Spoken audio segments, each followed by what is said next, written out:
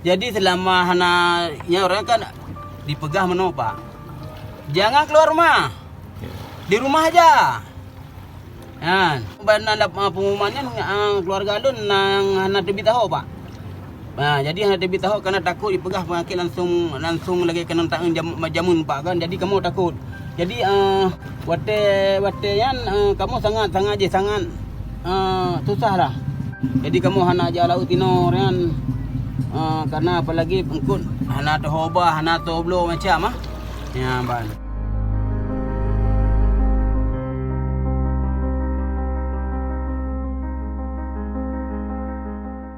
Ada dia bukan mau urang naik bukan. Ada abang kot, anak urang pasai. Karena aja di rumah. Jadi makanya harga angkut kamu pundang Pak hana aja. Malah di Loster. Loster je kan pertuh 4 kilo. Dino tertuh ribeh nak tahu belum Pak.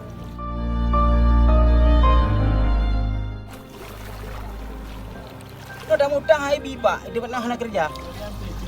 Mbak Haibi.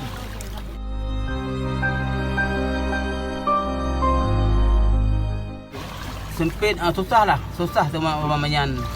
Karena memang orang Melayu Pak kan.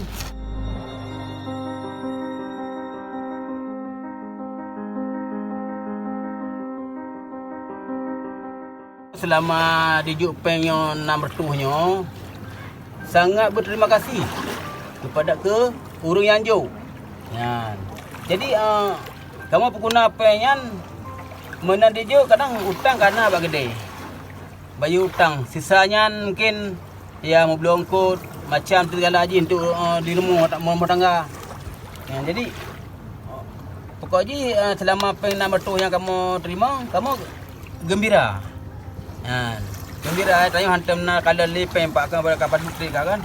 Yang jadi pernah kan waktunya kamu waktu cok pengen kan minggu 2 minggu belum ada kahwin, belum macam-macam enggak dapat. Jadi sangat beruntung.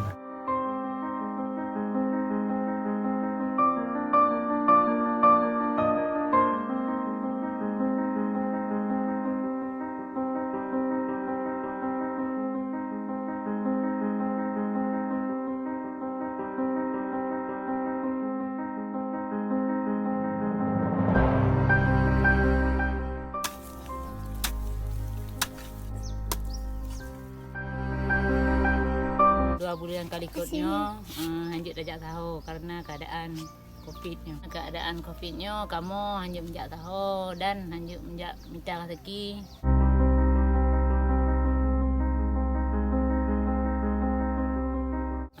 Berkat bantuan BRT kamu kajit usaha bacut mau belo bije untuk usaha sehari-hari.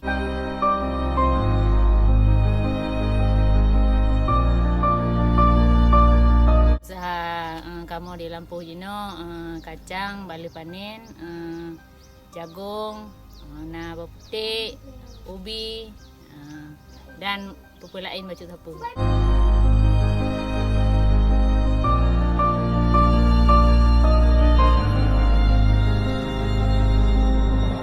Terima kasih kamu ucapkan ke Menteri Desa yang kagak bantu kamu melalui BRT.